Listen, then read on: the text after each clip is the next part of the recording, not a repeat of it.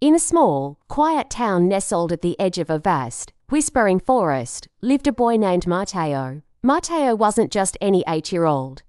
His heart was a compass always pointing towards adventure, and his spirit was as wild and free as the birds that soared above his home.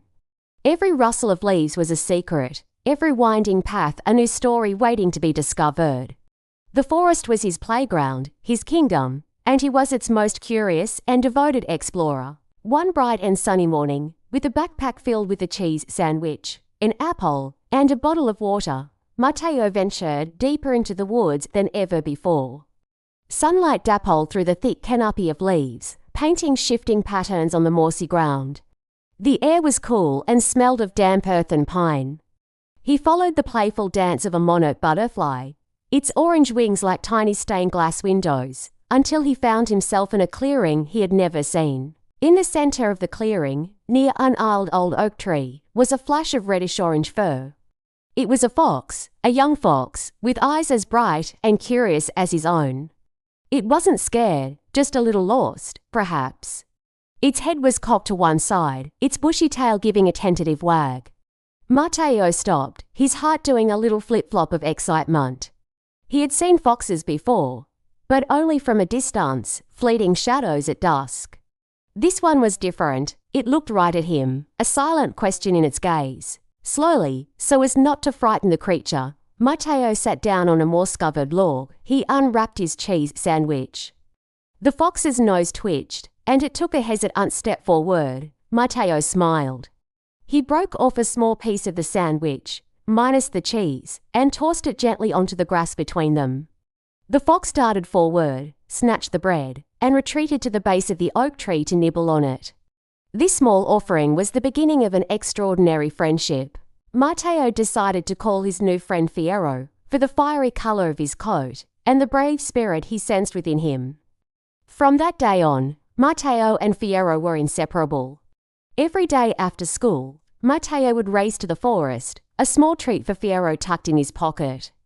Fierro would be waiting for him at the edge of the clearing, his tail wagging like a metronome set to a happy beat. Their adventures began simply. They would play chase among the towering trees, Fierro's movements swift and graceful, Matteo's laughter echoing through the woods.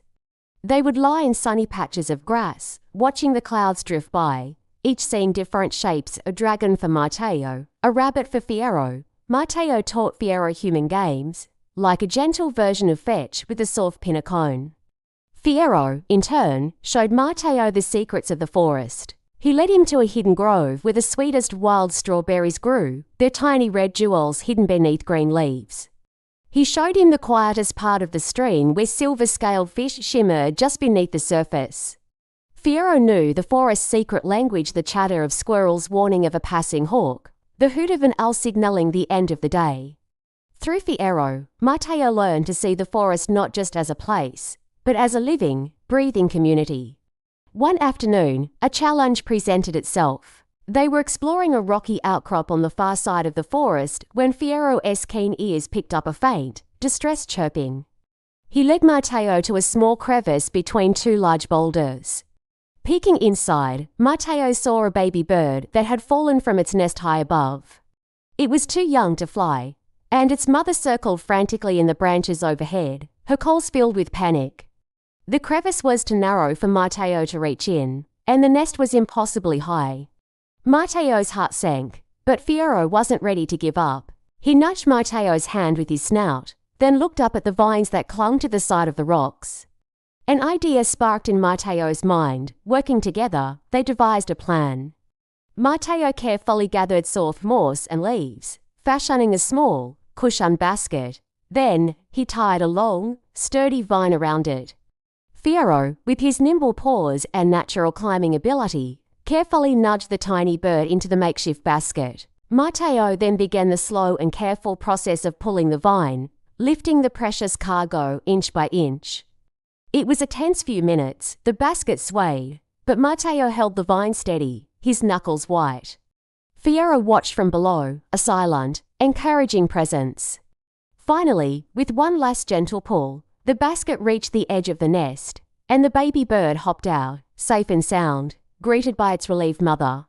Matteo and Fierro looked at each other, a shared sense of triumph passing between them. They hadn't needed words. They had relied on trust, ingenuity, and their unique bond. That day, Matteo learned that friendship wasn't just about playing games. It was about helping each other, about being a team. Their adventure had saved a life, and their bond grew even stronger.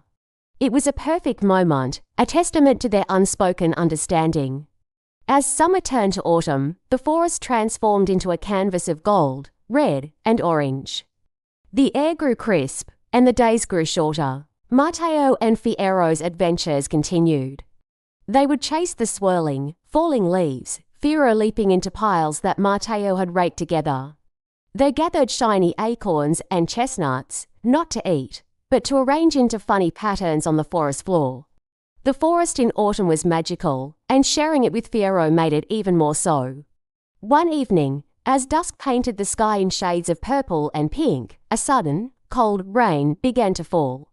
They had wandered further than usual, tracking the path of a rambling porcupine. The rain came down hard and fast, turning the familiar paths into muddy streams. Matteo felt a shiver of fear. They were lost.